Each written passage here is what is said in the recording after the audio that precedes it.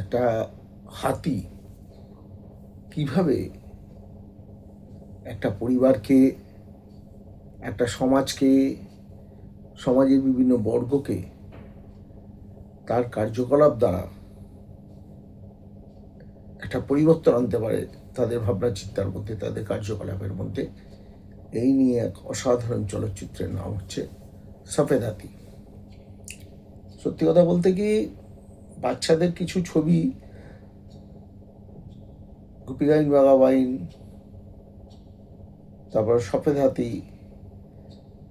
এগুলি কিন্তু একটু অন্যরকম ধরনের কাজ, যাকে বলে অল টাইম ক্লাসিক। এখন এই ছবিটি কাহিনী লিখেছিলেন তপন সিংহ। তিনিও চাইছিলেন, আসলে নিজেই লিখেছেন যে একটা জায়গায়, যে আমি খুব বোর ফিল করছি, আমি বাচ্চাদের জন্য একটা ছবি করতে চাইছিলাম, কারণ আলটিমেটলি বাচ্চারাই তো সব, ওরাই তো আমাদের ভবিষ্যৎ। আমরাও এক সময় ছোট বাচ্চা ছিলাম, আস্তে আস্তে বড় হয়েছি। কৈশোরের মুখে যখন আমরা কিশোর বলা যায়, একটু বড় বয়সের কিশোর, তখন কিন্তু এই সফেদ হাতি এসেছিল এবং আমরা সফেদ হাতি দেখেছিলাম। সফেদ হাতি একটা অনন্য সাধারণ অভিজ্ঞতা। আধুনিকতা, রূপকথা, বন্যজীবন, গ্রাম্য জীবন সব মিলিয়ে মিশিয়ে হলো সফেদ হাতি গল্প। আগে কাহিনীটি বলি ছোট্ট করে। একটি গরিব ছেলে শিবু, সে থাকতো গ্রামে। আপন বলতে রক্তের সম্পর্কে শুধু তার দিদি ছিল, বাবা নেই, মা নেই, মামা মামির সংসারে মানুষ। ফলে যা হয়, মামি তার দিদিকে প্রচুর খাটাতো, মামাও সমগত একই রকম প্রকৃতির, আর শিবুও কাজ করতো, জঙ্গলে জঙ্গলে ঘুরে ঘুরে বেড়াতো, ওই কাঠফাট আনতো ইত্যাদি, তাকে দিয়েও কাজ করানো হতো। আর ঘরের সমস্ত কাজ শিবুর দিদিকে দিয়ে করানো হতো। এরপরে একদিনকে শিবুর সঙ্গে ওই জঙ্গলের মধ্যেই যে রাজা ছিল, তার নাম ছিল ঐরাবত। সে ছিল সম্পূর্ণ দুধ সাদা কালারের হাতি, রঙের হাতি। সেই ঐরাবতের কাছে সে পৌঁছে যায় বা তার দেখা হয়ে যায়। তাকে কেউ বিরক্ত করছিল, তাড়া করছিল, সে পালাতে পালাতে গিয়ে সেই ঐরাবতকে পেয়ে যায়। ঐরাবত কিন্তু বনের রাজা, তাকে সবাই মানত। দুষ্টু সেই প্রাণী সরে যায়, ঐরাবতের সঙ্গে তার বন্ধুত্ব হয় এবং ঐরাবতের সঙ্গে যখন কথা বলে, তার অবস্থার কথা খুলে বলে যে তার দিদি আর সে কষ্টে থাকে, এরকম এরকম ব্যাপার, মামামির সংসারে খুব কষ্ট পায়। তখন ঐরাবত তাকে নিয়ে বসিয়ে উভয়ের মধ্যে বন্ধুত্ব সৃষ্টি হয়। সেই বিশাল গায়ে হাতি, সাদা হাতি এবং সেই ছোট শিবুর সঙ্গে বন্ধুত্ব হয় দুজনের মধ্যে। এত মিষ্টি সম্পর্ক হয়, সে কিন্তু জঙ্গলের মধ্যে একটা নির্দিষ্ট জায়গায় গিয়ে সেখান থেকে একটা স্বর্ণ মুদ্রা নিয়ে, সোনার মুদ্রা যেটা বলে কয়েন, গোল্ড কয়েন, শিবুকে দেয়। শিবু আরামসে সেটা নিয়ে বাড়ি চলে যায়। এবার মামামির চোখে পড়ে যে শিবু সোনার মুদ্রা নিয়ে খেলছে। ব্যাস, দুজনের তো হয়ে যায়, এইটুকু ছেলে সোনা থেকে পেল। দুজনে মিলে তখন শিবুকে, বাবা বাছা তোর মতো ছেলে হয় না, ইত্যাদি ইত্যাদি। শিবু ছিল সহজ সরল ছেলে, তার দিদি বলতে মানা করেছিল, তাও কিন্তু মামাকেও বলে দিল যে এটা আমি জঙ্গলের মধ্যে, আমার এক বন্ধু থাকে ঐরাবত, সে আমায় দিয়েছে। তখন মামা বলল, বাবা তুই আমায় শোনার জায়গাটা একটু দেখিয়ে দে তো। দিয়ে মামা তো চললো শিবু সঙ্গে নিয়ে শিবু ঠিক খুঁজে খুঁজে ওই জায়গাটায় গেল। এবার মামা ওটা খুঁড়লো, খোঁড়ার পর কি হলো, একটা সোনার ঘোড়া পেয়ে গেল। সোনার কয়েন ভর্তি ঘোড়া, মানে হচ্ছে কলসি, বড় ধরনের একটা কলসির মধ্যে সেসব পেল। যখন পেল তখন দুটো সাপ এসে ছোবল মারল এবং এদের মোটামুটি গতাসু হয়ে গেল, অর্থাৎ মারা গেল সাপের ছোবলে। শিবু তখন যথারীতি আস্তে আস্তে নিজের গ্রামে ফিরে এলো। এইবার ওদের একটা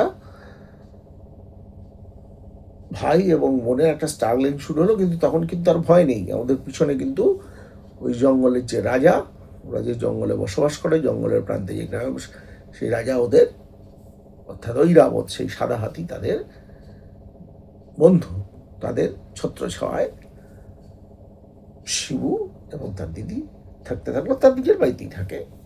এরকম পরিস্থিতিতে এইবার গ্রামে এলো আর একটা ক্যারেক্টার। সে হচ্ছে কিছুটা দূরে থাকেন একটা বড় জমিদার বা রাজা মশাই। হাতির পিঠে চড়ে এলেন। একটা খুব সুন্দর গান আছে, বস্তুতপক্ষে ছবির শুরুতে একটা গান আছে যেশুদাসের গলায়, উঠো এ লাল উঠোনে, সূর্যকে বলা হচ্ছে। সমস্ত মঠ মন্দির সেইখানে যে একটা ছোট পাহাড়ি জায়গায়, অসাধারণ গান, উঠো এ লাল উঠো হে। মিউজিকটা সম্ভবত তপসিংহ করেছিলেন। আমি তারপরে হচ্ছে শত্রুঘ্ন সিনহা হাতির পিঠে করে ঢুকছেন ওখানে জঙ্গলে শিকার করবো বলে। তার সঙ্গে ব্যাকগ্রাউন্ডে গান বলছে, শিকারি রাজা আয়ারে আয়ারে। রাজা কিন্তু সে শিকারি, শিকার করতে এসছে বন্যজন্তুদের। তো যাই হোক, রাজা এলো, তাতে সব ক্যাম্প ট্যাম্প সব কিছু বসলো।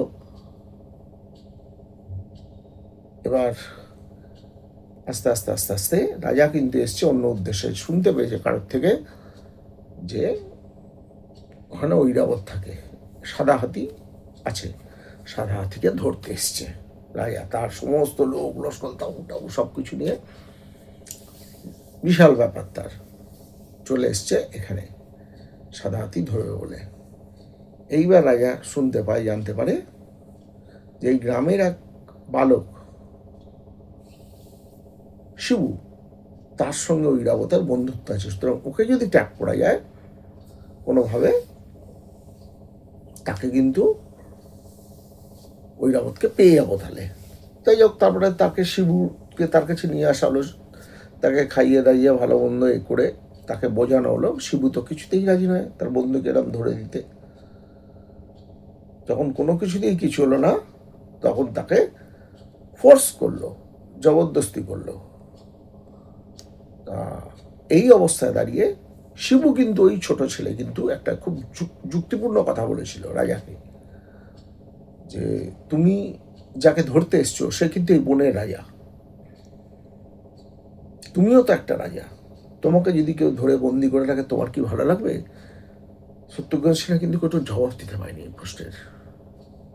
একটা চিরকালীন প্রশ্ন।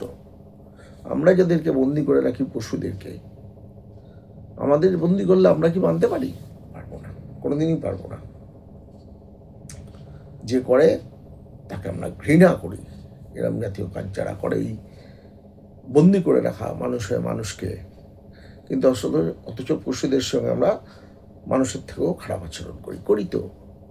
এই মেসেজটা কিন্তু অসাধারণভাবে দেওয়া আছে। যাই হোক, তারপরে শত্রুঘ্ন সিনহা ওই শিবুকে নিয়ে জঙ্গলে গেল এবং শিবুকে টোপ হিসেবে ব্যবহার করে ঐরাবতকে ধরল।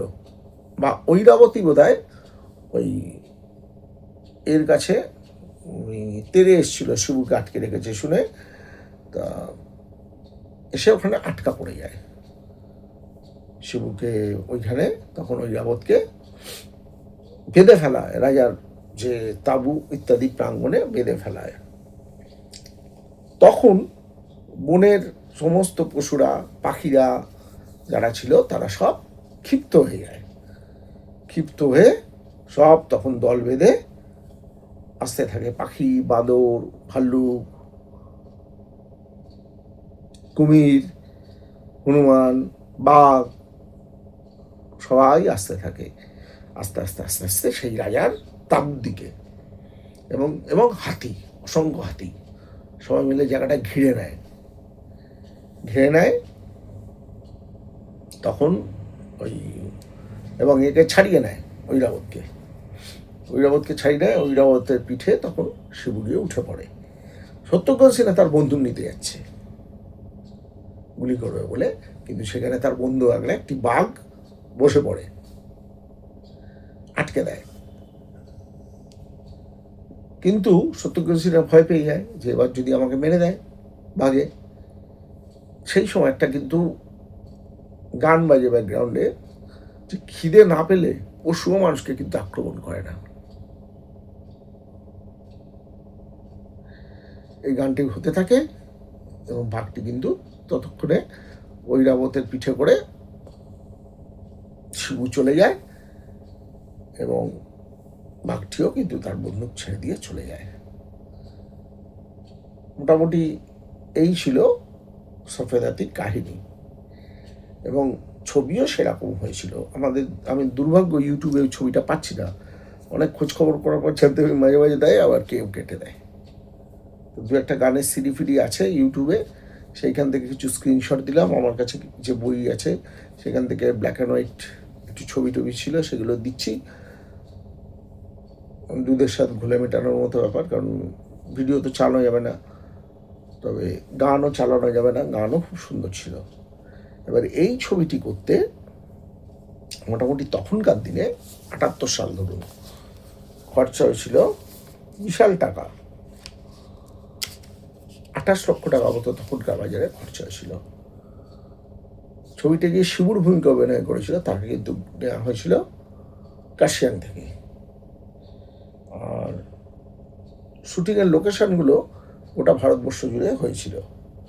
কর্ণাটক, কেরালা, তামিলনাড়ু, বন্দিপুরা ফরেস্ট, নেফার জঙ্গল, বমডিলার পাহাড়, এই সমস্ত জায়গা ঘুরে ঘুরে কিন্তু ছবিটার শুটিং হয়েছিল। এবার এই ছবিটির একটি বিশেষ কাহিনীর কথা বলে এই ভিডিও শেষ হবে। একটি দৃশ্য আছে যেখানে শিবুকে একটি বাঘ আক্রমণ করবে। তখন ঐরাবতের সঙ্গে তাদের বন্ধুত্ব হয়নি, এরম একটা পর্যায়ে।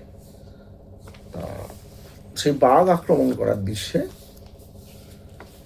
দুটি বাঘ পাওয়া গেছিল। যে ট্রেনিং বাঘ লাগে, তো পোষ মারানো বাঘ লাগে, যারা বাঘ ইত্যাদি সাপ্লাই দিত তখনকার দিনে। এখন তো সেগুলো বন্ধ হয়ে গেছে। সিনেমার প্রথমেই দেখা যায় যে কোনো প্রাণীর কোনো অনিষ্ট করা হবে না, হয়নি চলচ্চিত্র করতে গিয়ে। এখনকার দিনে তার এইসব বই হবে না, হলেও কম্পিউটারাইজ গ্রাফিক্সের সাহায্যে হবে, এআই করে হবে। তো যাই হোক, এখন দুটি বাঘ আনা হয়েছিল। একটি একদম নতুন, একটু হিংস্র টাইপের, কখন কি করে বসে তার ঠিক নেই। আরেকটি হচ্ছে অনেক দিন ধরে আছে পোষ মানা বাঘ। অনেক চিন্তা ভাবনা করে এবার ট্রেনার হলে কোন বাঘটাকে দিয়ে কাজ করব। ছোট বাচ্চার ব্যাপার, 8 বছরের ছোট বাচ্চা, তখন চিন্তা ভাবনা করে বলে যেটা পোষ মানা আছে, কারণ দুটোই চিতা, কখন কি করে বলা যায় না। ওদের সমস্ত লোকজন একদম জাল ফাল নিয়ে চারিদিক থেকে রেডি থাকতো। সবাই মিলে তখন ওই একটুখানি 19-20 করলেই সবাই মিলে ঝাঁপিয়ে পড়ে ওকে ধরা হতো বাঘটিকে। এইভাবে কাজ হয়েছে।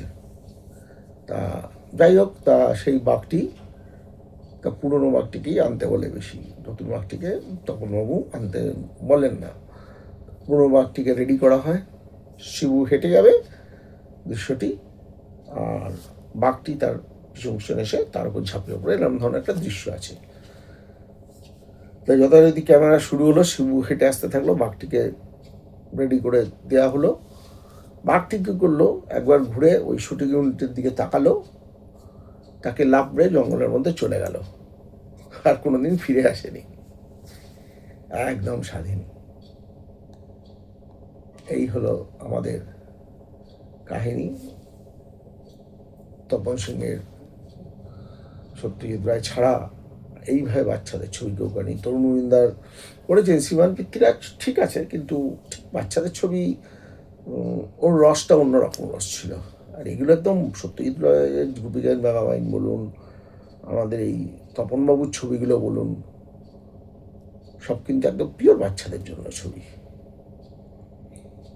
তখনকার দিনে এরা করেছেন, আমরা আজও তার গল্প করছি। দুর্ভাগ্যবশত ছবিটার প্রিন্ট আমি পাইনি, ইউটিউবে ছবিটা পাচ্ছি না। ওই 2-1টি গান টান রয়েছে, সেগুলির স্ক্রিনশট দেওয়া গেল। কিন্তু এইটা নিয়ে অনেক দিন ধরে আমার বলার কথা ছিল, ভাবা ছিল, এটা বলবো, এগুলো সব ডকুমেন্টেড এভিডেন্স। কারণ ভবিষ্যতে কিন্তু এই প্রিন্টটা পাওয়া যাবে, যদি সত্যি সত্যি কোনো দিন খোঁজ খবর হয়, এই ভিডিওটা লোকে দেখে, মানুষের যদি ভালো লাগে, মানুষ যদি মনে করে না বাচ্চাদের দেখাবো, এটা অনেক আমার তো এই ব্যাপারটা থাকে না, আমার বাচ্চাদের এই ভালো জিনিসটা আমি দেখাবো, তা অবশ্যই করবেন। এই বইটি সমস্ত চিলড্রেন্স ফেস্টিভ্যাল, পৃথিবীতে আজকাল যতগুলো ফিল্ম ফেস্টিভ্যাল ছিল তৎকালীন যুগে, সবকটি ছবিতে এই সবকটি জায়গায় কিন্তু দেখানো হয়েছে। চিলড্রেন্স মুভি ক্যাটাগরিতে এক রাশিয়ান সাংবাদিক বলেছিলেন তো তপন সিনহাকে ফোন করে, আমাদের দেশের বাচ্চারা যদি জানে সফেদারটি তুমি বানিয়েছো, তোমরা ছাড়বে না, তোমার উপর সব বাচ্চা মেলে ঝাঁপিয়ে পড়বে। আর লাগে কি মানুষের জীবনে? আর কিছু লাগে না। ঠিক আছে, নমস্কার। আপনারা চোখ রাখবেন এবং অর্জুনে আমি আবার সবাইকে অনুরোধ করছি, আপনারা শেয়ার করুন, সাবস্ক্রাইব করুন। সব থেকে বড় কথা হচ্ছে শেয়ারটা করুন, শেয়ার করুন, মানুষের মাঝে এই ভিডিওগুলো দিন। এগুলো আমাদের ঐতিহ্য, এগুলো আমাদের গর্বের ইতিহাস, এগুলোকে রক্ষা করা, বয়ে নিয়ে চলা, পরবর্তী জেনারেশনের জন্য এগুলো রেখে দিয়ে যাওয়া আমার কর্তব্য। আমার স্মৃতিতে যতটুকু আছে আমি বলছি, এটা যেমন দেখা যাচ্ছে না, তাই যতটুকু আমার মনে আছে তার উপর কাহিনীটি বললাম। আপনারা দেখতে থাকুন এবং অর্জুন আপনারা একটু কাইন্ডলি, যাতে এটা দেখতে পায় মানুষ, শেয়ারটুকু অন্তত করবেন, বিশেষ করে ছোটদেরকে। নমস্কার।